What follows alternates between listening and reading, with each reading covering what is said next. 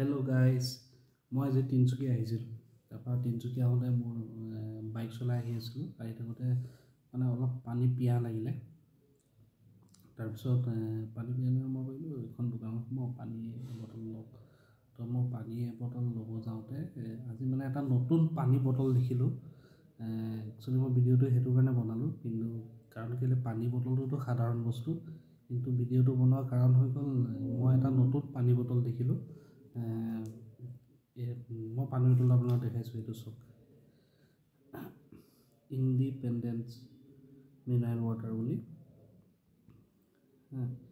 এইটো চাওক, 750 ml। Normally আমি যোনবোৰ 10 টকীয়া পানী খাওঁ, তো সেই পানী বটলবোৰ 500 ml থাকে, আধা লিটাৰ। তো এইটো ইণ্ডিপেণ্ডেঞ্চ বুলি ৰিলায়েন্সে এটা নতুন পানী বটল উলিয়াইছে, যোনটো নাম হৈছে ইণ্ডিপেণ্ডেঞ্চ বুলি মিনাৰেল ৱাটাৰ। এইটো আপোনাৰ 750 ml থাকে আৰু এইটো লয় 10 টকাই লয়। আপোনালোকেও কোনোবা দোকানত যদি যায়, এইটো যদি কোনোবাই কয় দাম বেছি বা সেইটো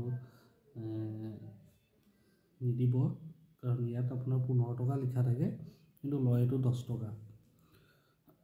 মই ইয়াত চালোঁ 15 টকাই লিখা আছে MRPটো। এই বটলৰ এই তলত লিখা থাকে এইডোখৰত। হয়তো এইটো আপোনালোকে ধৰিব নোৱাৰিব চাগে, এতিয়া এই ভিডিঅ'ত ভালকৈ নাহিব। এইটো ইয়াত তলত লিখি থোৱা থাকে 15 টকা। কিন্তু দোকানখন নৰ্মেলি দোকান আছিলে, সৰু দোকান। মই গ'লোঁ, বোলো এটা পানী বটল দিয়ক। তাৰপৰা মোক এইটো উলিয়াই দিলে।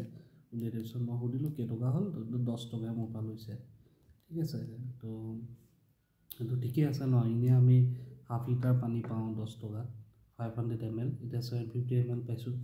গতিকে আমাৰে লাভ। লাভৰ কাৰণে ভিডিঅ'টো দিলোঁ। যোনে যিমান পাৰে শ্বেয়াৰ কৰি দিব, কমেণ্ট দি জনাব।